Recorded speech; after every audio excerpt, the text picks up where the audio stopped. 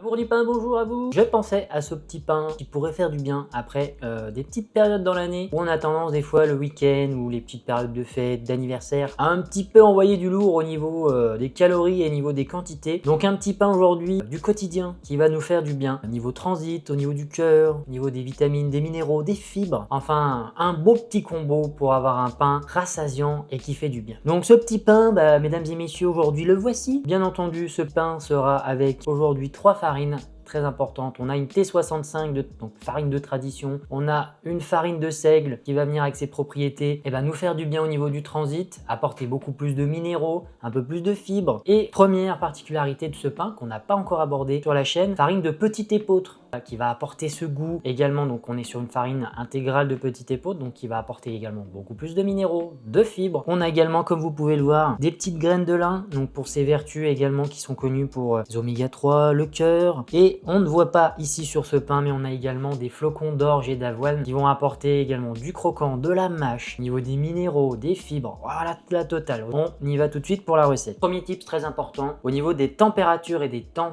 au niveau du pointage, fermentation, tout ça. Donc c'est des temps qui sont adaptés à la température et à la saison du moment. Donc pour l'instant on est en hiver, donc il fait 19-19,5 degrés dans la cuisine, ce qui est un peu frais.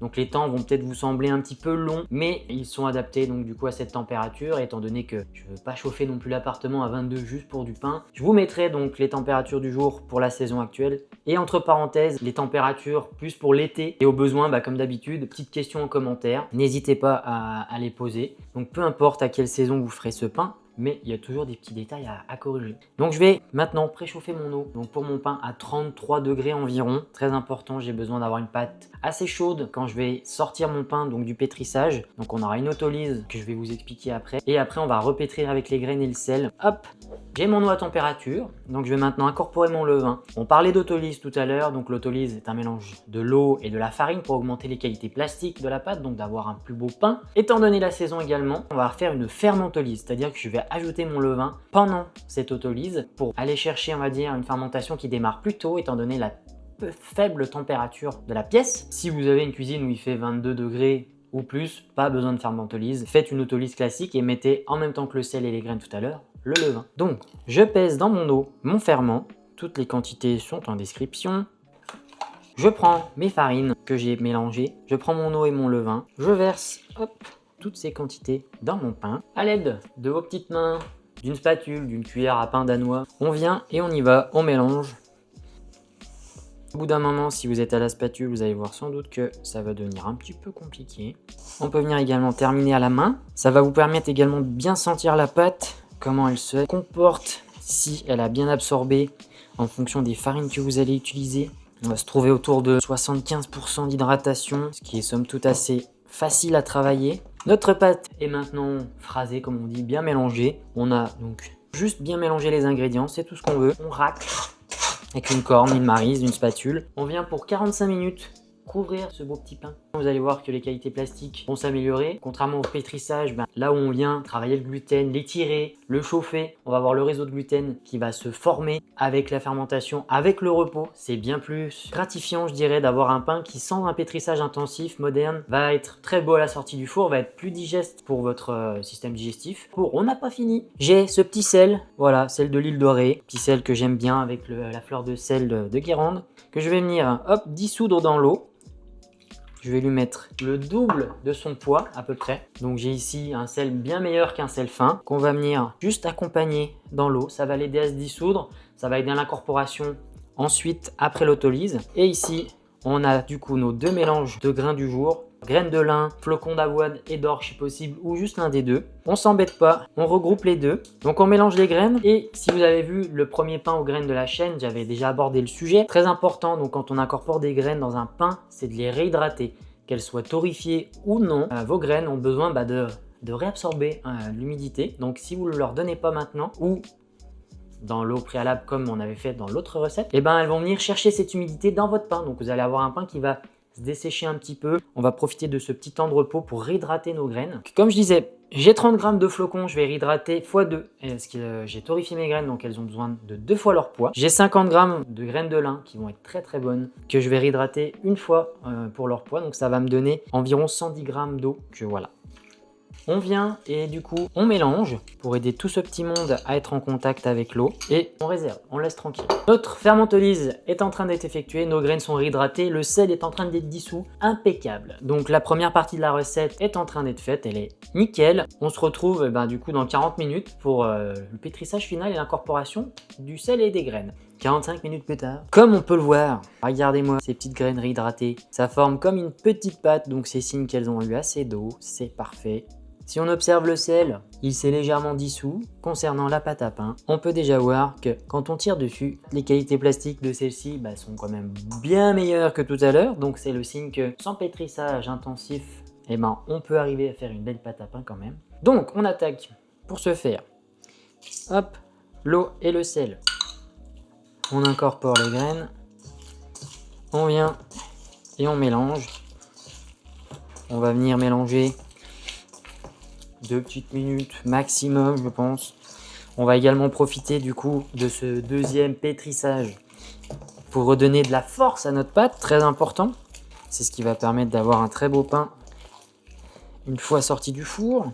Et regardez, en 1 minute, même pas, on va s'arrêter là pour éviter de déchirer la pâte. Ce qu'on peut faire, c'est humidifier un petit peu, hop, le dessus de notre pâton et tout simplement on couvre. On va maintenant faire entre 2 et 3 rabats en fonction de comment la pâte va se comporter à l'intervalle de 45 minutes. Donc je vous dis à tout à l'heure pour le premier rabat et je vous montrerai bien en détail puis on accélérera un petit peu les autres parce que c'est un petit peu la même chose. 45 minutes plus tard, mesdames et messieurs, la pâte est descendue à 22,5. On l'avait à 25 degrés en sortie de pétrissage comme on avait comme objectif. Ça montre qu'une faible quantité de pâte dans un labo cuisine à 19 degrés, ça peut refroidir quand même assez vite. Ces petits détails ont leur importance sur le résultat final, mais surtout sur les temps de fermentation. Sans plus attendre, cette petite pâte, qu'est-ce qu'elle nous raconte? On peut voir qu'elle se comporte plutôt bien. Si on tire un peu dessus pour voir, qualité plastique en augmentation, c'est légèrement cassant, mais ça n'a rien à voir avec ce qu'on a vu tout à l'heure. Donc c'est déjà un gros progrès. Et ces 3 rabats vont énormément aider. Donc au besoin, on a un petit peu d'eau tirée 1 heure avant du robinet. On évite le chlore dans le pain. On se mouille la main.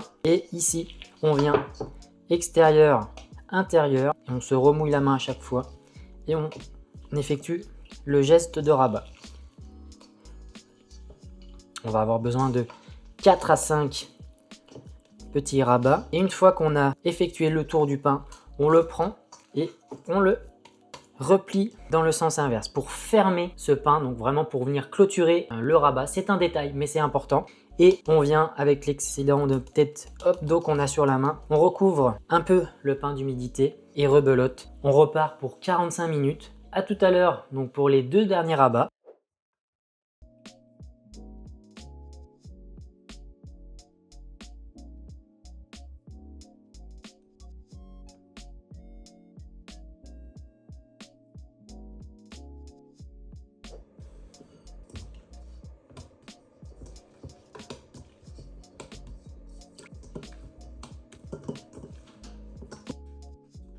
Trois rabats sont effectués. On va observer maintenant un pointage qui va être nécessaire d'au moins, vu la température de ma pièce, à minima 2h30, 3h je dirais. C'est un temps qui peut changer chez vous en fonction de la température de la pièce pour aller un tout petit peu plus vite. C'est facultatif. Vous pouvez généralement chauffer votre four à minima. Je pense que c'est aux alentours de 50 degrés. C'est le minimum qu'on peut avoir. Le chauffer 2-3 minutes et mettre votre pain, je dirais au moins 30-45 minutes pour accélérer un petit peu le processus. Les désavantages de cette méthode, c'est que ça peut amener la pâte donc à se réchauffer, donc à coller un peu plus. Donc on peut gagner en temps si c'est vraiment ce que vous souhaitez, mais on peut aussi avoir de la difficulté à la prochaine étape qui va être le façonnage. On se retrouve du coup tout à l'heure, une fois que la pâte sera prête, donc elle aura commencé à démarrer pour le façonnage et l'explication du reste de la recette. À tout à l'heure. Dernière ligne droite, mesdames et messieurs. Cela fait 3h15 que notre pain fait son petit pointage, tranquille. La voici. On va maintenant passer au façonnage. Donc pour ce faire, on va avoir besoin d'un petit bannetton, la forme de votre choix. Je utiliserai un petit tamis aujourd'hui pour éviter de mettre de la farine partout et une corne. Pour commencer, je mets un peu de farine sur mon tamis. J'en profite pour venir. Hop. Et ici pareil. Et à l'aide de ma corne, je fais tout le tour de ma pâte que je vais venir basculer sur mon plan de travail. Alors étant donné qu'elle n'est pas passée au frigo, certaines fois dans d'autres recettes, elle va être un petit peu collante, d'où l'intérêt d'avoir une corne. Donc on va faire ce qu'on appelle une mise en forme. Très important avant le façonnage, ça va aider donc à gagner encore en tonus, en force pour cette pâte. Hop, et ça va nous assister également, nous faciliter la tâche pour le façonnage. Donc très simple, portefeuille, hop, comme ceci. On revient sur les bords, et voilà. On va laisser 15-20 minutes ce pâton reposer tranquillement. Alors oui, ça paraît très long, mais quand on est en boulanger, généralement, on n'a pas qu'un seul petit pain à faire. Et ce laps de temps va permettre donc déjà au pâton de se détendre, ce qui va éviter qu'on vienne le déchirer lors du façonnage. On se retrouve d'ici 15-20 minutes. Les 20 minutes sont désormais écoulées. Un autre fait très important de la mise en forme qui permet de se rendre compte si la pâte a des bonnes qualités, a été bien effectuée, c'est ceci.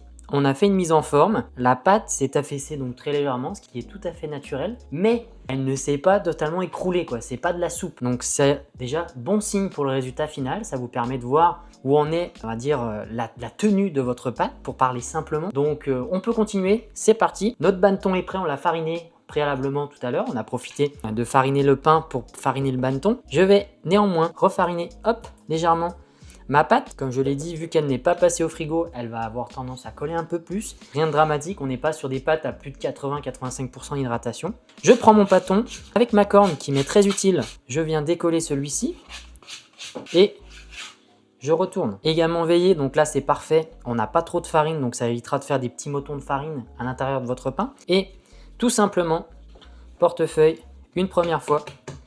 C'est un pain au levain, donc vous pouvez dégazer un peu plus qu'un pain à la levure. Une deuxième fois dans ce sens-là.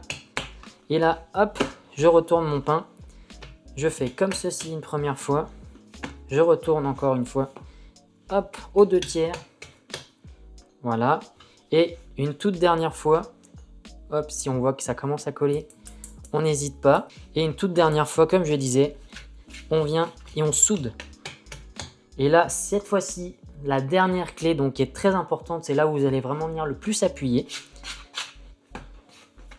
Et là, hop, test de vérification pour votre pain. On regarde, il ne s'affaisse pas, on lui a donné suffisamment de force. Donc on va pouvoir se munir de notre banneton, retourner notre pain et le placer. Voilà.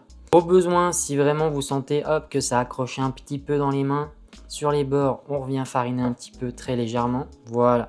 Magie du montage, le plan de travail est propre. Donc ma pâte a commencé à démarrer, et ça on l'a vu. Je vais quand même hop, la couvrir par précaution. Je vais éviter qu'elle ne croûte à l'excès. Et je vais la laisser encore environ 30-45 minutes température pièce.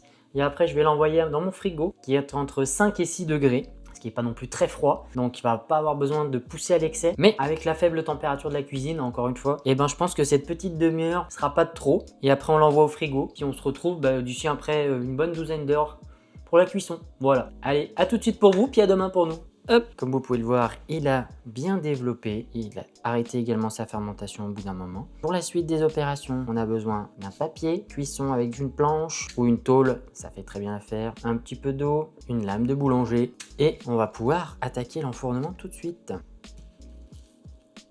À l'aide de la lame, hop, on vient aux 2/3, peu importe le côté, si vous êtes droitier ou gaucher, et on peut venir également, hop, rechercher un petit peu en dessous. On se positionne.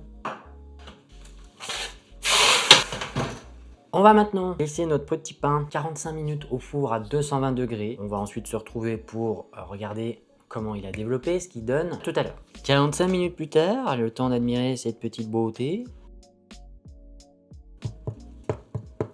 Il est cuit, mesdames et messieurs, il est cuit, il est chaud, il est beau. Petit 2 minutes, je pense, à porte ouverte pour faire sécher un petit peu pour la croûte. Mais sinon, on est pas mal bon comme ça. Donc, je le fais sécher, on le fait refroidir et on se retrouve pour la dégustation.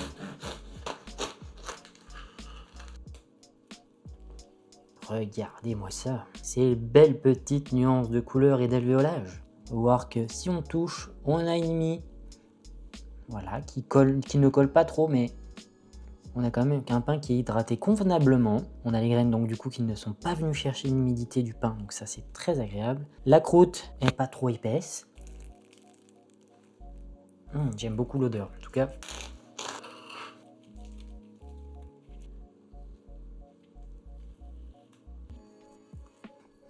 Et bien mesdames et messieurs, c'est un très bon pain. Il faut quelque chose pour goûter le pain, pour agrémenter. Un petit beurre demi-sel me semble très adéquat. On a une très belle mie. On a une mie qui est, comme on pourrait dire, un tout petit peu grasse, donc qui est quand même pas mal hydraté. On tombe sur les petits flocons et les graines de lin. On a tout de suite, pouf, une petite mâche supplémentaire qui apporte du caractère. Et ben ces deux côtés-là apportent du croquant, du goût à ce pain qui est très agréable. Hein. Franchement, il y en a vraiment une belle densité. C'est vraiment très bien. Alors à vous d'ajuster comme vous voulez, hein, mais je pense qu'un peu plus, on y perdrait un petit peu au niveau de la mie. C'est un beau petit pain qui pourra très bien vous accompagner au quotidien, qui va faire changement, qui va être bien meilleur qu'un pain blanc, on va dire. Hein, on va se dire les mots, ça va être bien meilleur.